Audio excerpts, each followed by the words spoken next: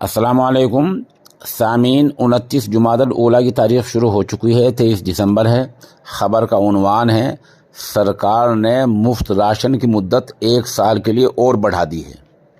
आपको पता ही है कि सरकार कोरोना महामारी की वजह से 2020 से प्रधानमंत्री की एक योजना के तहत गरीब लोगों को मुफ्त राशन मुहैया करा रही है।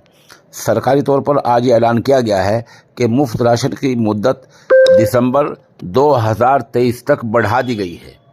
सरकार का बड़ा फैसला आया है और ये मुफ्त राशन से जो लोग फ़ायदा उठाएंगे वो सरकारी आदाद शुमार जो आंकड़े बताए गए हैं वो 80 करोड़ बताए गए हैं कि इतने लोग इससे फ़ायदा उठाएंगे। और सरकार ने, जैसे मैंने बताया, मुफ्त राशन की जो मुद्दत है, जो लोगों को, गरीब लोगों को मुफ्त राशन मिलता है, अनाज के कोटे से चावल मिलते हैं, अनाज मिलता है, और उस कोटे से जो अनाज मिलता है मुफ्त राशन, सरकार ने उसकी मुद्दत 1 साल तक के लिए बढ़ा दी है।